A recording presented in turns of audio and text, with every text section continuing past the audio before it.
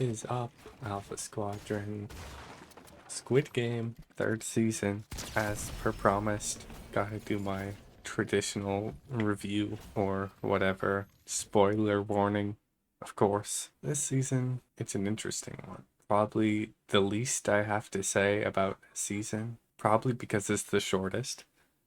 So there's just less content. But this season I probably had the least amount of problems with compared to the other seasons. Of course, it still has your classic awful decision making by the characters, but that's just a Squid Game staple at this point. Can't have a Squid Game season without someone making the stupidest choices of mankind. Other than that, mostly the problems I had with this season arose from things that happened in season 2. And if season 2 were done differently, I think season 3 would come across as a lot better. For example, oh yeah, also freaking for this video, I'm just gonna exclusively go by player and guard numbers whenever I can, because fuck pronunciation.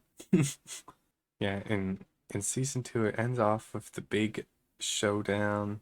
456 starts a rebellion. They gather a bunch of people, steal the guards' guns, and try to kill the front man or whatever. And ends off with them failing pretty badly. Pretty much everyone who was in the rebellion died except for player 456, who was captured. And in this season, I think I predicted this in my season 2 video. Or well, I had a like freaking insane conspiracy theory, but none of that turned out to be true.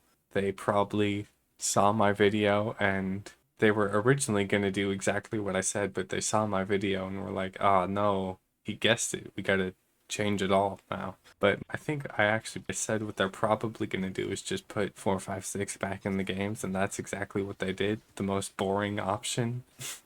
uh, so, like, at the end of season, or with the existence of season 2, you're kind of expecting like something new, something interesting. You know, there's this whole rebellion, but then season 3, it just kind of, at least for the first while, I think the first 2 episodes, maybe more, kind of just felt like they went with the most boring route. It was kind of like just a repeat of season 1. They're just playing the games. You know, they failed their rebellion, so now that's it. Nothing we can do. They just give up, which I guess fair enough, you know, they failed miserably, but we had a glimmer of hope that they were going to do something else, and then they just reverted kind of back to season 1. Also, you know, it felt like season 1 again in the side story with Guard 11. That kind of just felt like the same thing kind of as the policeman, Mr. 1v40, as I like to call him. Kind of felt like she was him of this season, and you know, the games were obviously the same vibe, sort of, except more dark, I guess. And then Mr. 1v40 over here is still freaking on his boat, which again, last season, they're searching the island for the whole season, didn't find shit. They don't do shit this season either. Freaking find it the last episode or something. So that would be fine if they weren't searching the whole freaking second season. If season 2 didn't happen, it would be fine with how this went down, but just wasn't great, you know. Overall, I'd say this season obviously better than the last one, probably worse than the first. I think the thing with the second season is they just made it so absurd that like it was really fun to watch, but also just it was so freaking stupid and awful. It's definitely more fun to watch, but I think this season's a lot better. I don't know the word, artistically, I guess, from like a writing standpoint. But season 2 was just so stupid that it was fun. What else? Let's get into the, you know, specific moments that annoyed me. There are less than the other seasons, but they're still stupid nonetheless. Starting off with the freaking jump rope. A lot of things happened in this game that just annoyed me. First things first is, I don't know about you, but me personally, I would have just tried to monkey bars on the side I don't know why not a single person tried that. The tracks have a little thing sticking out, perfect for holding on to. You know, I get obviously not everyone has all that upper body strength, but surely at least one person would freaking try that. I'd much rather do that than freaking risk getting hit by the freaking giant swinging metal pole. Feels like just an oversight. I feel like there could have been something more there, like someone tries it and they shoot him, or someone tries it and it turns out that they're retractable or slippery or something. But it feels like, you know, you could have just avoided doing the game. It feels like a much safer option for at least somebody. I don't know. But also, with that set aside, in this freaking game, player 222, man, this is just the worst decision making I've ever seen. So she has a broken foot and a child, a baby, you know, that she has to get across. Player 456 offers to take the baby. What a nice guy. She's hesitant at first, but she gives him the baby and he promises to come back. However, there's a time limit and everyone else also has to cross, so there's not really time for him to come back. So, player 333, her ex-boyfriend, who's a piece of shit, abandoned her, you know, he offers to help her get to the other side. And, you know, I get that you don't like this guy, you don't want him having any part of your life, but you're not gonna have a life if you you don't accept the help, man. Just fucking accept the help. Some fucking point you're proving, man. You're just... What the fuck? Why would you deny that? No thank you. I actually don't like you, so I'm just gonna die instead. And freaking die she does, man. And the thing is, she just kills herself. She doesn't even try to get to the other side. She has a freaking baby, man. Take care of your child. Why would you not at least give it an attempt? First, you deny help. Then second, you deny even trying. What's the fucking point? You know? Like, how are you gonna keep the ex-boyfriend away from your baby if you're freaking dead? How are you gonna do anything if you're dead? I understand, obviously, she probably wouldn't have made it either way, but just try. There's no harm in giving it a go, man. Why?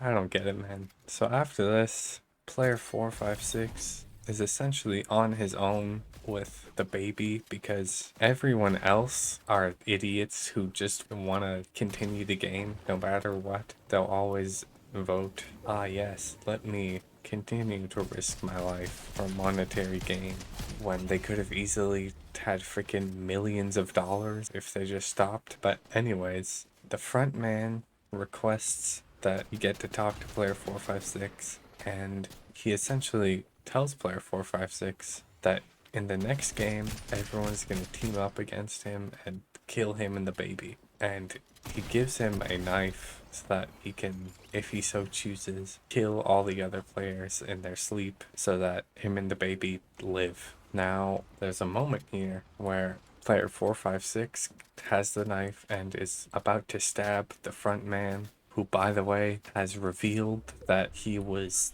player 1 and he was an imposter this whole time and has murdered his friends and has murdered hundreds of people. But player 456, what does he do? Does he kill him? Nope. They gave a reason. The front man says, if you kill me, it won't really do anything. They'll just replace me. But I mean, still, like, this is probably, even if you're not ending the games permanently, this is probably the most impactful thing you could do to stop the games. Like, you have a chance to actually affect it and do some damage here. Sure, you probably might not make it out, but after all you've been through, I think he should have just killed him, man. I don't know. Also, player 456, earlier in the games, he murdered player 388 for pussying out when he was supposed to bring ammunition during the riot or whatever. So he's killed someone before for a lot less. Player 388, all he did was have a freaking panic attack. Whereas the freaking front man, you know, the organizer of the Squid Games, he freaking personally shot player 456 friend in front of him while being an imposter that he thought he was friends with. But does he kill him? No. Does he kill player 388? Yeah. I mean, technically, yeah, he needed to kill someone during the knife game, but like, I don't know, man. Like, it was personal when he killed him. He could have just killed anyone or something, but he was freaking hunting player 388. So, I don't know. Feels like that was a bit odd. Next game, freaking Squid Game in the Sky or whatever, which isn't really, from what I recall, it doesn't really feel like Squid Game as the game at all. It just, I don't know why it's called that, but whatever. This game freaking has a very stupid rule. So, you know, there are 3 platforms and you have to push someone off on each platform to win. However, there's a 15-minute time limit once the game starts per each platform, but that only starts once you've pressed a button, which just makes no sense. Like, why would you give them infinite time and then a time limit? The rule makes 0 sense whatsoever. Like, theoretically, you could just sit there for hours, and that rule makes no sense. Why would you not start the time limit automatically? This rule is just in place so that it justifies player 456 death. I'm assuming that's the only reason they added this rule. Like, I guess maybe it makes it slightly more interesting in the fact that you could kill people without being rewarded, but at the same time, you could already still do that with the time limit, you know? You could just kill multiple people, then it has the exact same effect. So this rule is stupid, and I'm pretty sure the only reason they added it was so that on the last platform, they are fighting player 333 and player 456. And of course, they don't start the button, so player 333 dies, and now the button hasn't been pressed, so someone still needs to die. Oh, ooh, freaking, I don't know, man. And then the baby's still alive, so player 456 presses the button, and bye-bye now. I also feel like maybe he wouldn't just immediately press the button and do that. Like, probably wait for them to at least say something, just to make sure, you know, double check. Hey, can, I don't know. But nope, I didn't hate that he did that. It needed to be done. They finally had the guts to kill him off. Which, to be fair, I think there were like freaking 5 moments where I thought they were gonna pull he's not actually dead. After he falls, it pans to him. I'm like, is he gonna move or something? And then the front man goes to look at him. I'm like, is he gonna, I don't know, just like it zooms in on him. It's like, oh. I would have been more upset if he actually was still alive, but it was still stupid. And then freaking afterwards, they're talking about his money goes missing that only 2 people know about. So they were like, wait, could he still be alive? For a split second, I thought they're gonna freaking do a cutscene. He's gonna still be alive, but I think he's dead. You never know, man. You never know, but surely he's dead. It's stupid. That's mostly all I have to say. Still a few more weird things, like at the end, you know, it shows 6 months in the future or something. Everyone's happy. I don't know why, what freaking Mr. 1v40 has to be happy about, because he kind of completely failed his mission. The island blew up, I guess, so that's a dent in the Squid Games, but there's no evidence that they had ended completely. You know, his brother still alive. Freaking every single player except for the baby is dead. So he really did a horrible job and failed his mission. But he's still happy, I guess. What a successful success.